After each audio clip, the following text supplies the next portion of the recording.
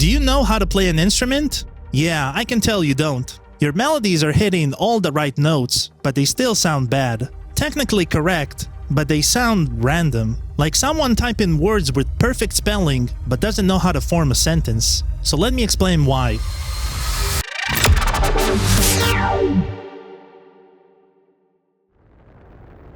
When I was 14, I saw a staff member at my boarding school playing guitar, and something about that moment just clicked with me.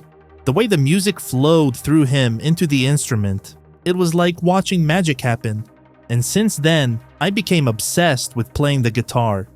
So 7 years later, when I started producing at 21, I already had that foundation, and I didn't realize how crucial it was until I heard tracks from producers who'd never touched an instrument. There's this big artist whose name I won't mention because he actually improved a lot since he learned keys. But years ago, his music was the perfect example of what I'm talking about. Every note was in the right scale, technically flawless, but musically, it made no sense. He admitted he was just moving MIDI blocks around until something sounded right. But here's the thing, without musical context, you don't know what right actually is. You're just playing Tetris with MIDI instead of understanding musical language. I'll hear producers making chord progressions that work in theory but feel completely wrong. Melodies that hit the right notes but go nowhere. And it's not about timing or velocity or humanization. It's about understanding musical flow, tension, release, the stuff you can only learn by playing. When you've never played an instrument, you're missing pattern recognition that comes from years of muscle memory.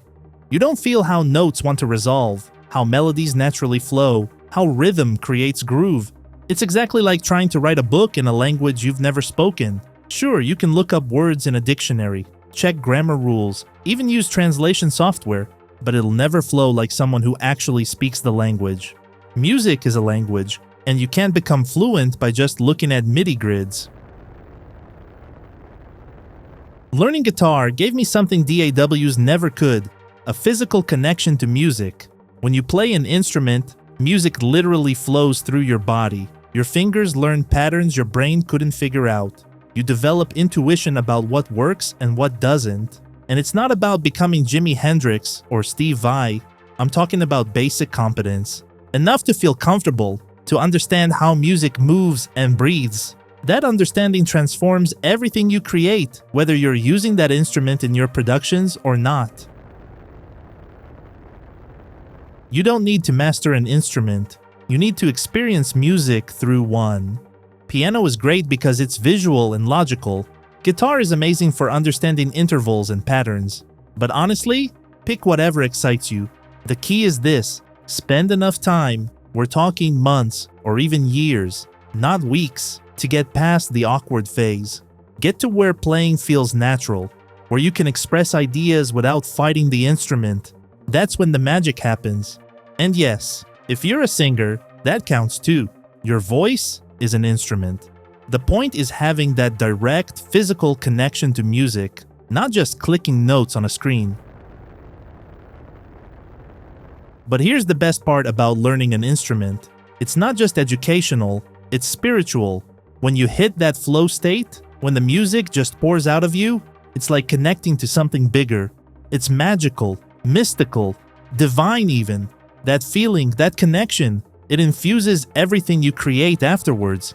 Your productions stop being technical exercises and become actual music. Music with intention, with feeling, with soul.